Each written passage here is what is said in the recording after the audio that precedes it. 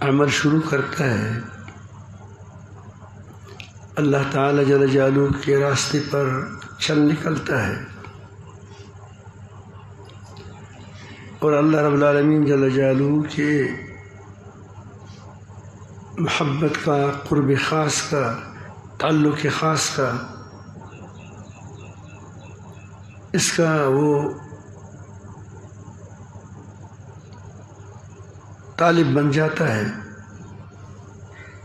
تو اس کے سامنے جب اس سفر طے کر رہا تھا سلوک سالک، تو اس میں اس کو دو قسم کے احوال آتے ہیں، ویسے تو بہت آتے ہیں لیکن دو بڑے بڑے احوال۔ ایک حال وہ ہوتا ہے کہ آدمی کو اللہ کا ذکر میں مزہ آتا ہے، شوق ہوتا ہے، الفت ہوتی ہے، محبت ہوتی ہے، وہی خوش ہوتا ہے، حشاش بشاش ہوتا ہے۔ یہ ایک حالت ہوتی ہے۔ اس حالت میں آدمی کو اپنے اوپر کبھی کبھی بزرگی کا شک بھی ہوتا ہے کہ میں کہیں بڑا بزرگ بن گیا، بڑی شخصیت بن گئی، کیونکہ نمازوں میں بھی اللہ تعالیٰ کے سامنے کھڑا ہونا اور اچھے اچھے خواب بھی آنا اور گویا اللہ تعالیٰ کے ساتھ باتیں کرنا دل میں، ظاہر ہے کہ اس کیفیات کی وجہ سے انسان یہ سمجھتا ہے کہ میں الحمدللہ بس پورا خیل ہو گیا ہوں، پورا ہو گیا ہوں، کامل مکمل ہو گیا ہوں۔ ہم پشت میں اس کو پورا خیل کہتے ہیں۔ تو یہ کیفیت اچھی ہے، لیکن اس کا یہ پہلو جو ہے، یہ ناز کی کیفیت، یہ بڑی خطرناک ہوتی ہے۔ اس سے کے بارے میں سوچنا چاہیے کہ یہ میرا ویسے وہم ہے، گمان ہے، ایسا نہیں ہے۔ آدمی کہتا ہے کہ اگر کسی نے مجھے سخت بات کی تو اللہ تعالیٰ جل جلالہ اس پر اسی وقت قہر و غضب نازل ہو جائے گا، اس کو نہیں چھوڑے گا۔ اس کے لاڈلے کو اس طرح کہا گیا۔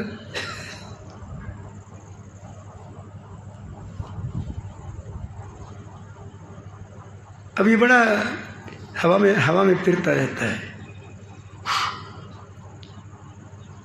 اس کو کہتے ہیں صفیہ بسط کی حالت۔ اس میں آدمی کو شکر کرنا چاہیے کہ الحمدللہ کہ میں عمل کر رہا ہوں اور مجھے عمل سے یہ خوشی ہوتی ہے، شوق ہوتا ہے، اور اس کے اچھی جو ثمرات ہیں دنیا میں مجھے اس سے کوئی تنگی نہیں ہوتی، تو اس پر اللہ کا شکر تو کرے گا اللہ پاک، الحمدللہ اللہ پاک نے یہ کیا۔ لیکن اس میں جو اس کا منفی پہلو ہے کہ میں بزرگ ہوں، اس کا نفی کرنا چاہیے، بلکہ خدمت کو اور زیادہ ترجیح دینی چاہیے۔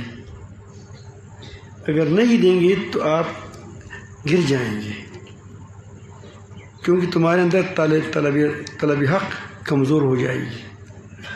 دوسری چیز، آپ کے اندر کبر کی کیفیت پیدا ہو جائے گی، اور یہ کبر کی کیفیت، ناسی کیفیت انسان کو نیچے اتار دیتا ہے، گرا دیتا ہے۔ اس بات کا خیال ہونا چاہیے کہ آپ کا جو یہ حال ہے، اس حال میں آپ کو ناز نہ ہو۔ اگر ناز آئے تو استغفار پڑھ کریں، استغفر اللہ۔ آدمی نماز پڑھتا ہے تو پھر استغفار پڑھتے ہیں، آپ نے سنا ہوگا اللہ اکبر استغفر اللہ استغفر اللہ، اللہ بہت بڑا ہے، میں نے وہ عمل نہیں کیا جو ہمیں کرنا چاہیے، استغفر اللہ استغفر اللہ استغفر اللہ۔ بلکہ نماز کی دعا میں بھی ہے رب انی ظلمت نفسی ظلما کثیرا وانہ لا یغفر الذنوب الا انت فاغفر لی مغفرۃ من عندک وارحمنی انک انت الغفور الرحیم۔ آیا ہے شریف سن جس طرح اللہم ربنا آتنا فی الدنیا حسنۃ وفی الآخرۃ حسنۃ وقنا عذاب النار کہتے ہیں، اس طرح ہم کیا کہتے ہیں، یہ بھی ہے اس بات۔ تو کبھی ناز کی کیفیت پیدا نہ ہو جائے، اور اس پر اگر استغفار کرو گے، استغفار ایک ہے پڑھنا، جس میں نے کہہ دیا کہ آدمی سلام پھر لے کر اللہ اکبر تو بہت بڑا ہے، استغفر اللہ، یہ میں اللہ کی بڑائی کا حق نہیں ادا کیا۔ حدیث میں آتا ہے کہ آپ اس طرح پڑھیں، لیکن ہم پڑھتے ہیں، ہم سوچتے نہیں ہیں، سوچ کر پڑھتے ہیں۔ ابھی 3 بار پڑھیں گے تو انشاءاللہ آپ کی بڑا فائدہ ہوگا، آپ کی ناز کی کیفیت اتر جائے گی۔ نماز جیسی بڑی عبادت کی پھر بھی استغفر اللہ استغفر اللہ استغفر اللہ استغفر اللہ، بہت بڑی بات ہے۔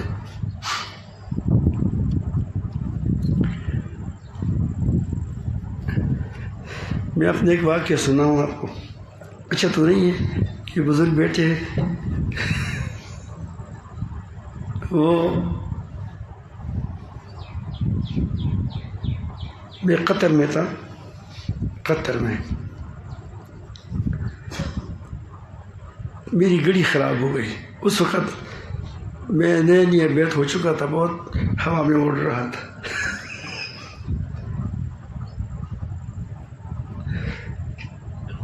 تو انہوں نے تو میں بازار میں گیا، وہ ایک گاڑی ساز تھا، ضعیف آدمی تھا، بہت اچھا آدمی معلوم ہوتا تھا، ہندوستان کا تھا، نام مجھے ابھی یاد نہیں ہے۔ میں نے اس کو گاڑی دی کہ خراب تھی، اس کو ٹھیک، بس ریٹ پہ پے ہو گیا، 2 روپے 3 ریال، ایسا 2 ریال یا 3 ریال پے ہو گیا۔ اس کے بعد میں نے، اس وقت نئے بطاقی بن رہے تھے، جس سے شناختی کارڈ آج کل آپ کو یاد ہوگا، جو لوگ پہلے لوگ ہیں وہ شناختی کارڈ، اس کا پہلے یہ ترتیب نہیں تھی کہ شناختی کارڈ بناؤ، یہ اب ایک عرصہ ہوا کہ شروع ہو چکا ہے۔ یہ جو ہم چھوٹے تھے اس وقت شناختی کارڈ نہیں تھا، اس طرح وہاں بطاقہ بھی نہیں تھا۔ پہلے ہم جاتے تھے آتے تھے، یہ بطاقہ کی ترتیب شروع ہو گئی کہ نہیں کیا اب یہ بطاقی بنانے، تو کس نے بطاقہ بنایا تھا، کسی کا دفتر میں تھا، یہ نہیں وہ پرچی ہی تھی، وہ کسی کوئی بنا رہا تھا، تو میں بھی ان میں سے تھا کہ بنا رہا تھا۔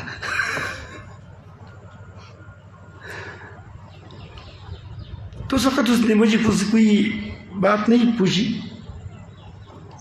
نہیں پوچھی کہ آپ بتا کر شناختی کرنا، بس نام لے لیا، میرا نام ہے، یہ نام ہے، لے لو، مختار الدین نام ہے، فلاں، صحیح ہے۔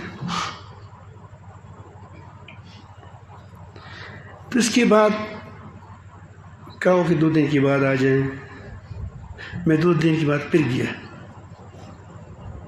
تو اس وقت میرا حال یہ تھا جس طرح ہمارے پشتو میں مثال کہ چرگھڑا سی، جب چرگ یا بلوغ کو پہنچ جاتا ہے مرغا، تو وہ سیمنٹ کی چھت پر آرام سے جاتا ہے کہ ایسا نہ ہو کہ میرے نیچے سے گر نہ جائے۔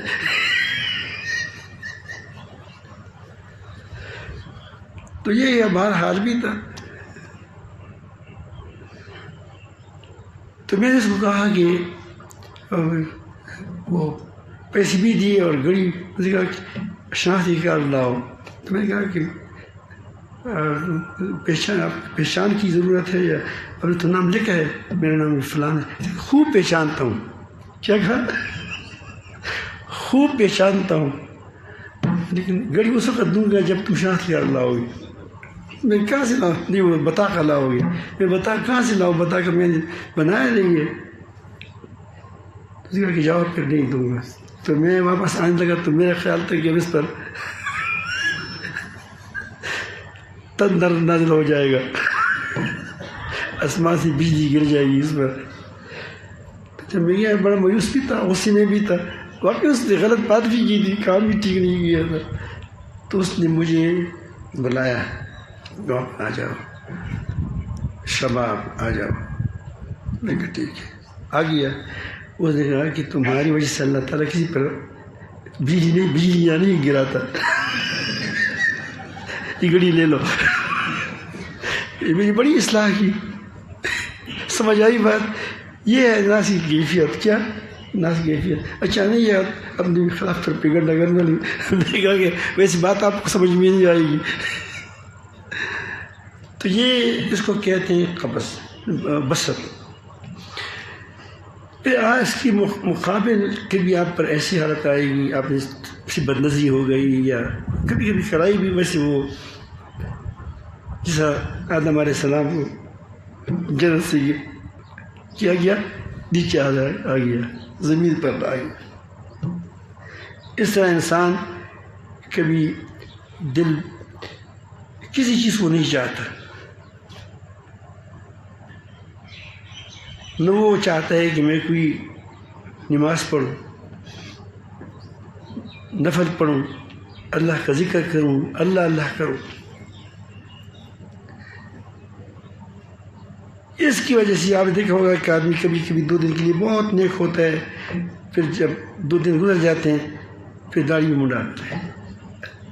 دیکھا ہوگا آپ نے اس طرح، وہ کرتا ورتا بھی چلا جاتا ہے، وہی کالر وہی ساری چیزیں پھر ہو جاتی ہیں.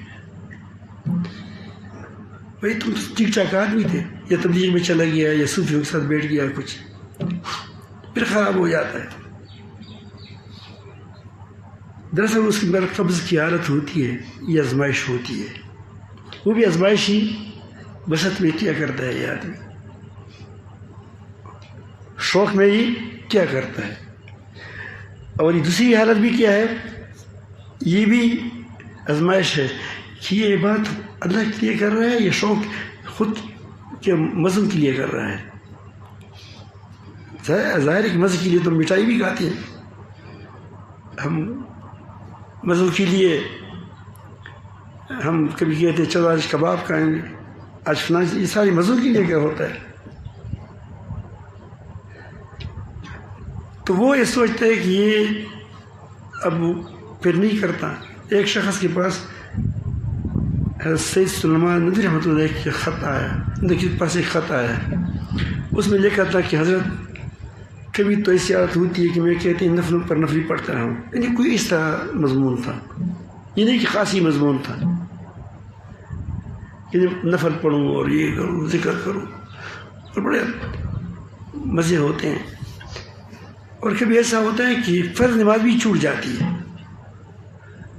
یہ اس کی سوال تھا. تو اس نے جب پڑھا تو ساتھ بیٹھنے والے نے کہا، اس نے ساتھ کہا کہ ہو مٹھائی والے نماز پڑھتے ہیں، مٹھائی والے نماز پڑھتے ہیں.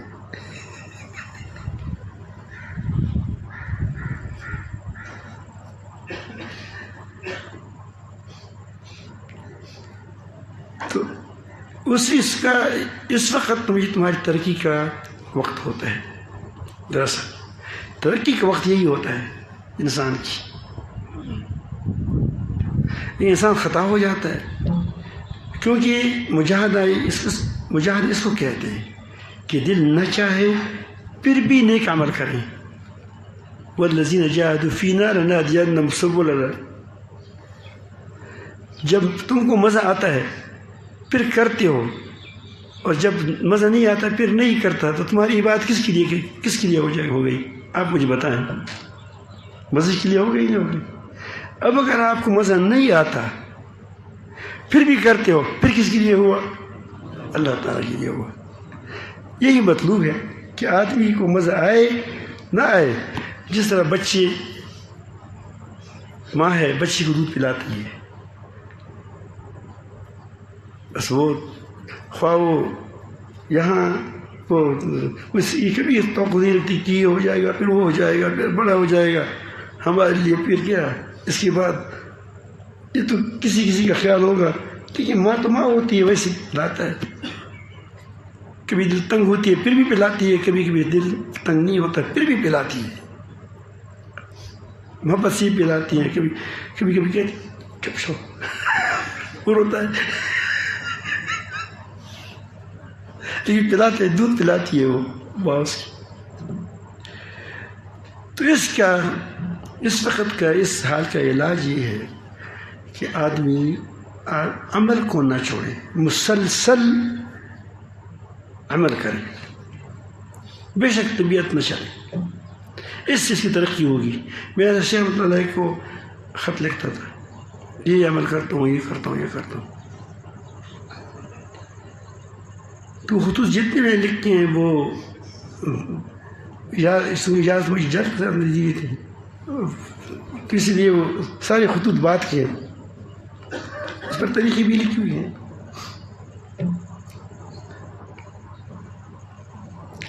تو مجھے ہمیشہ لکھتے تھے کہ ماشاء اللہ یا کوئی بات کو لکھتے تھے. خطوط میں ہے کہ معمولات پر پابندی ترقی کا زینہ ہے، معمولات پر پابندی ترقی کا زینہ ہے. تم معمولات پر پابندی کرو گے تو محسوس نہیں ہوگا. جیسے آدمی آپ دیکھو آپ یہاں تک پہنچ گئے، ان سے پوچھے کہ آپ جب چھوٹے تھے کتنے تھے؟ اتنے تھے.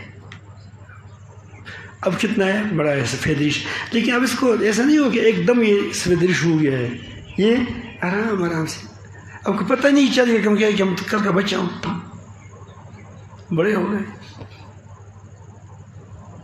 تو اس طرح آپ کی روحانی ترقی جاری رہے گی، آپ کو پتہ نہیں چلے گا، بشرط یہ کہ آپ کیا ہے مر نہ جائیں درمیان میں.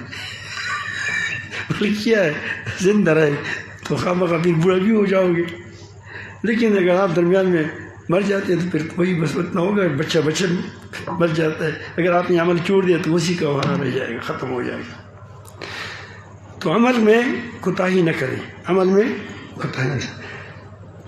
کبھی کبھی یہ وہ بڑھ جاتا ہے، بعض لوگوں پر شدید ہو جاتے ہیں، سخت قبضداری ہو جاتی ہے.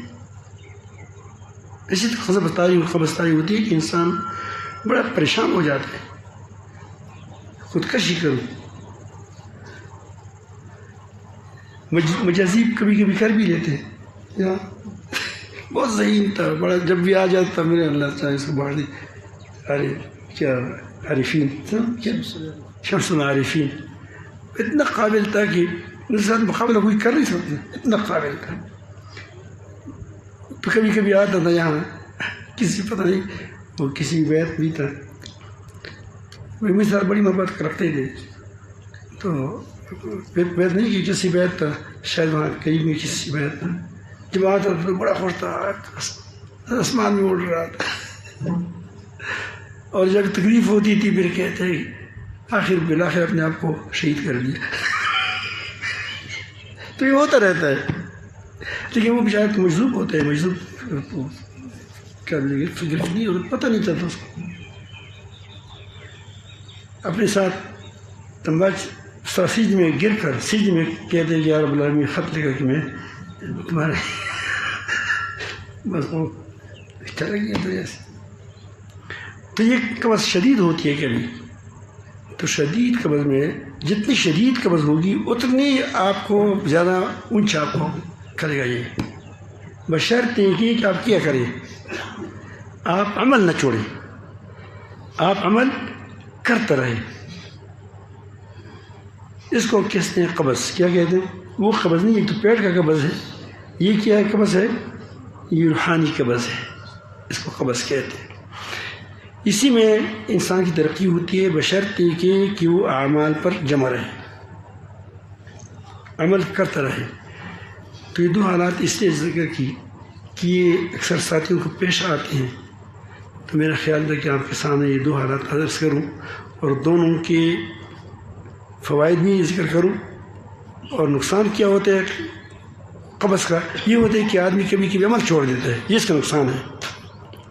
اگر عمل نہ چھوڑے تو اس کو کوئی نقصان نہیں ہے بلکہ فائدہ ہوتا ہے۔ حضرت شبلی مجذوب رحمۃ اللہ علیہ فرماتے تھے جب اس پر بسط کی حالت آتی تھی تو وہ خفا ہو جاتا، ہم تو خوش ہو جاتے، وہ خفا ہو جاتا، مجذوب تھا۔